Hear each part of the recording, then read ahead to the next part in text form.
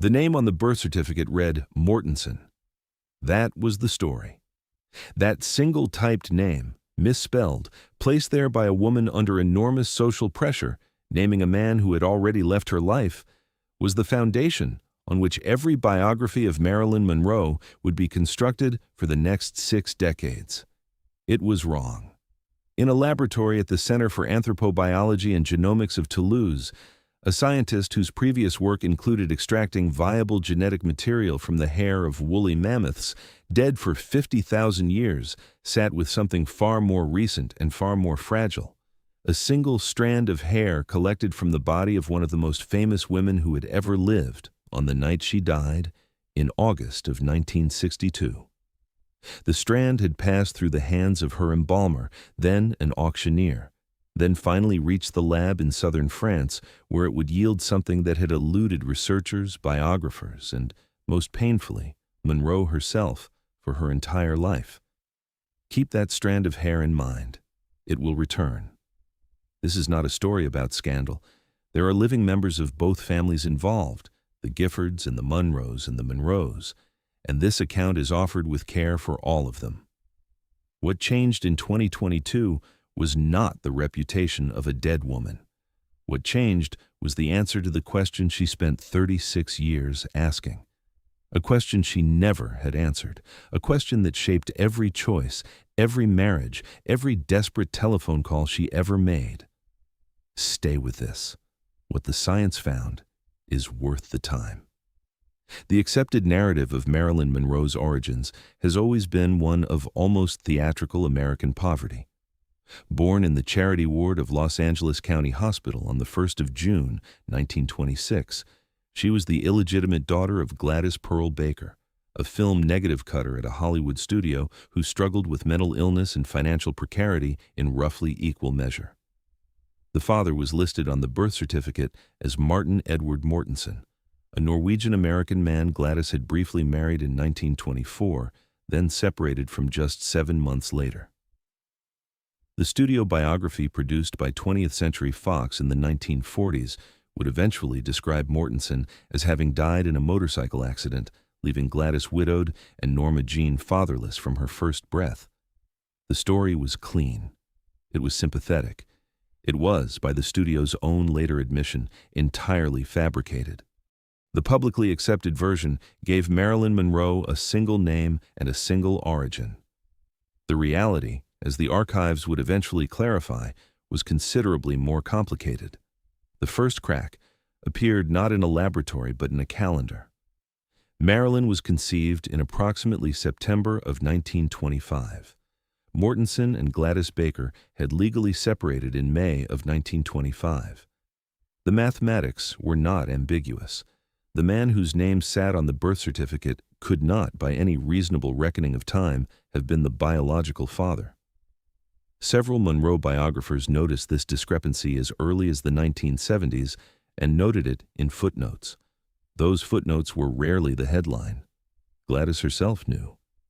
In the years when she had access to her daughter, brief windows in a life otherwise spent inside psychiatric institutions, she told Norma Jean the name she believed was the truth: Charles Stanley Gifford, a supervisor and shift foreman at Consolidated Film Industries, where Gladys worked as a film cutter, a man born in Newport, Rhode Island in 1898, a man who had moved to California, carried a quiet authority in the studio world, and left Gladys's life before the pregnancy was visible to anyone. Marilyn Monroe carried that name internally for the rest of her life. She had a framed photograph of a man she believed was her father, kept it private, showed it to almost no one. She called the number once. The voice on the other end of the line said, "I am married. I have a family." The line went dead. She never called again. François Pommet was not, initially, looking for Marilyn Monroe's father. He was a French documentary filmmaker with an interest in the mechanics of celebrity mythology, the ways in which public figures construct and are constructed by narrative, and he had been drawn to Monroe's story as an example of that process taken to an almost clinical extreme. He expected to make a film about image. What he found instead was a question that had been sitting unanswered for 60 years, attached to a name on a document no one had properly interrogated. The documentary would eventually be called Marilyn, Her Final Secret, and premiere on the French channel Toute l'Histoire in June of 2022. But before any camera rolled, before any scientist was contacted, Pomez spent what he later described as years and sleepless nights following the documentary track, the archival evidence that exists independent of any laboratory. That track was substantial. The birth certificate naming Mortensen had been produced during a period when American social convention placed enormous pressure on unmarried mothers to provide a male name, any male name, to avoid the legal and social designation of illegitimacy. Gladys Baker had been briefly married to Mortensen, making him the legally available name even though their separation predated conception by months. The choice was not deception in the personal sense. It was compliance with a system that left her no better option. What Pomez found in the archival layer beneath the biography was a convergence of documentation pointing consistently toward Charles Stanley Gifford, Gladys's own testimony, as recorded by those close to her during her periods of relative lucidity. Marilyn's own later writings, including her posthumously published autobiography, in which she acknowledged awareness of who her mother believed her father to be. And one object that no one had fully accounted for: a handwritten card from Charles Stanley Gifford to Marilyn Monroe, a get-well note, never answered, discovered among her possessions and later authenticated by auction specialists at Julien's Auctions in late 2022. A man writes to a woman he officially does not know. The card is brief. Its existence alone implies an acknowledgement that no public record contains. This was the first evidence track, the documentary record. Paper, handwriting, dates, and the impossible timeline of a birth certificate written in the wrong man's name. Dr. Ludovic Orlando is a paleogenomicist at the Center for Anthropobiology and Genomics of Toulouse. His published work includes the successful extraction and sequencing of genetic material from the hair of a horse dead for 700,000 years and a woolly mammoth preserved for 50,000.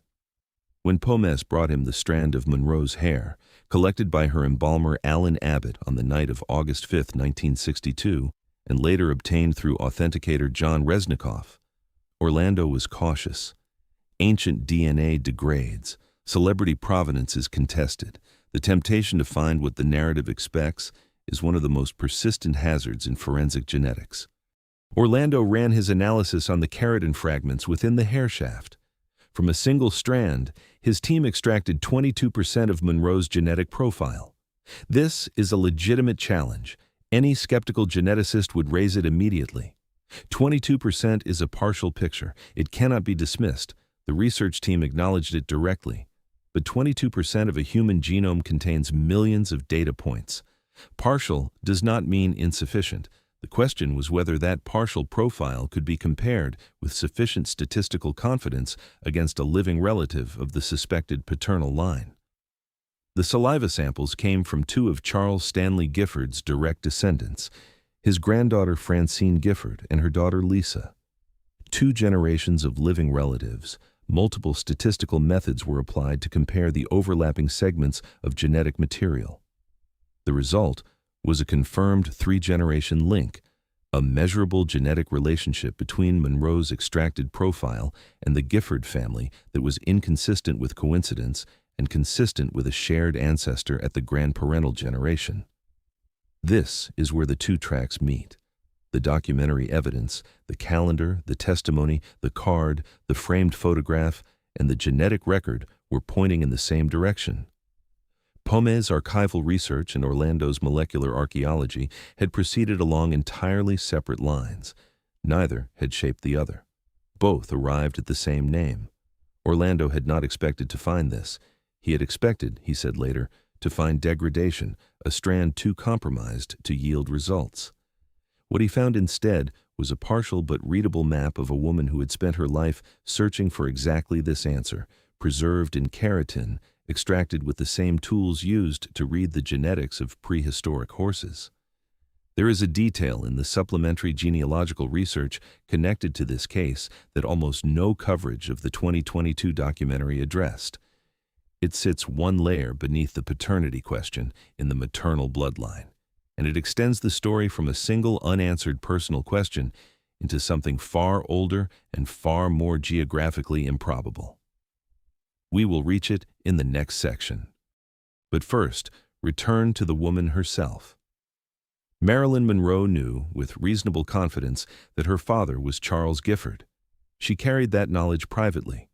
She also knew, from earliest childhood, what her maternal bloodline had produced: a grandfather institutionalized and dead at 43 from syphilitic deterioration of the brain, a grandmother who attempted to smother her in her crib before being committed to a state hospital, a mother who was diagnosed with paranoid schizophrenia and would spend most of her life between institutions and supervised care.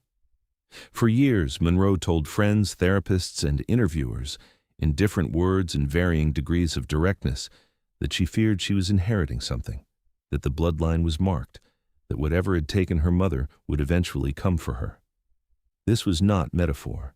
This was a woman who understood that she was navigating an identity built on absences: an absent father, a present but unreachable mother, a name on a birth certificate that belonged to someone else. The strand of hair retrieved by her embalmer that August night was the most complete physical record of her biological origins that had ever existed, and it sat in private hands for 60 years while she remained, in the public imagination, exactly what the studio biography had constructed her to be.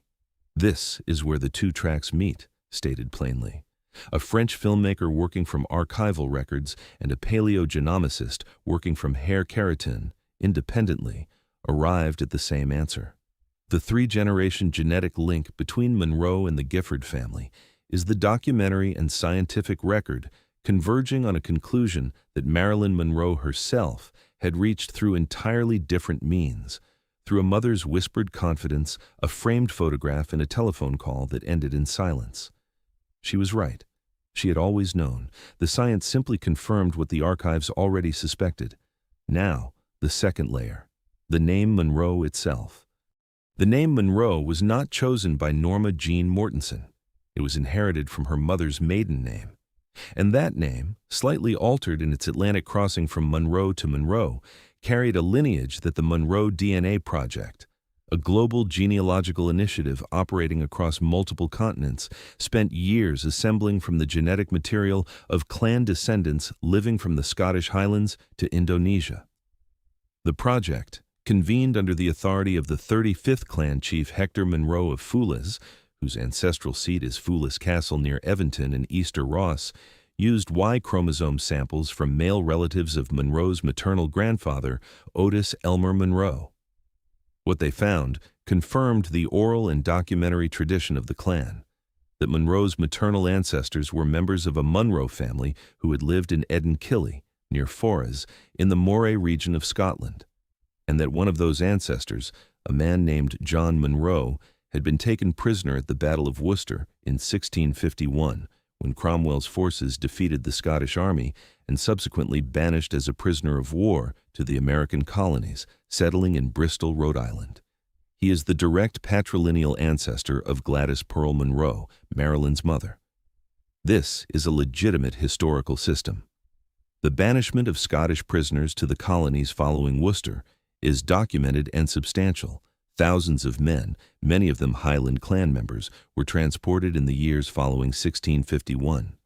They arrived without resources, without social status, often under indenture.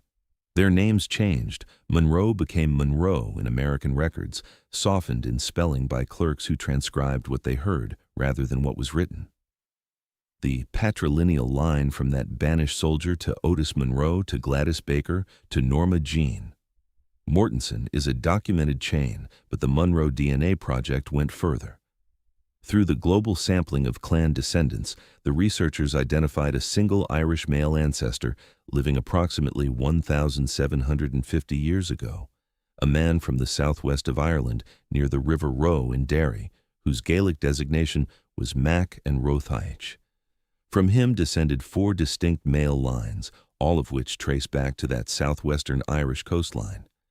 The name Monroe, the clan chief confirmed, means literally man from the River Roe.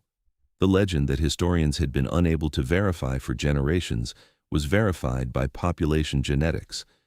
Marilyn Monroe's case is not unique in its structure. It is unique only in the prominence of the name attached to it. The Hollywood studio system of the 1940s and 1950s operated on a principle that was never stated in any contract, but was understood by everyone working within it. The past was a raw material to be shaped. Publicists rewrote childhoods, biographies erased parents, names were replaced, origins were upgraded or simplified or made to disappear entirely. 20th Century Fox did not invent this for Marilyn Monroe. They applied to her case a machinery that had been used on hundreds of performers before her, a machinery designed to produce a legible, sympathetic, commercially viable origin story in place of a complicated, inconvenient, or stigmatized truth. What the studio produced was a father who was conveniently dead. What the science produced 60 years later was a father who had been alive and working in California until 1965, 3 years after his daughter died, without ever having met him. None of this diminishes what she built, the art she made, the comedic intelligence she deployed on screen, the genuine dramatic force she demonstrated in her later work, the readings she gave in productions that her studio had tried to prevent. These belonged entirely to her. What she made was hers. No genealogy revises it, no DNA test claims it, but it is worth sitting with the full shape of what the evidence describes. A woman who spent her adult life in analysis, who discussed the fear of inherited madness with 3 different psychiatrists, who kept a framed photograph of a man she was never formally introduced to. That woman was also, running underneath the constructed persona, a direct descendant of a Scottish prisoner of war transported across the Atlantic in chains in 1651. And before him, reaching back through the Highlands and across the Irish Sea, the bloodline extends to an unnamed man on the southwestern coast of Ireland, alive 17 centuries ago, whose 4 lines of descent have been confirmed by the very technology that also finally named Norma Jean Mortensen's father. The strand of hair sits in evidence now. Its keratin gave up 22% of the answer. The other 78% remains unread. She spent 36 years asking a question. The science answered it 3 years after the man she was asking about was buried. That is the only verdict this story offers, and it is not one she ever received.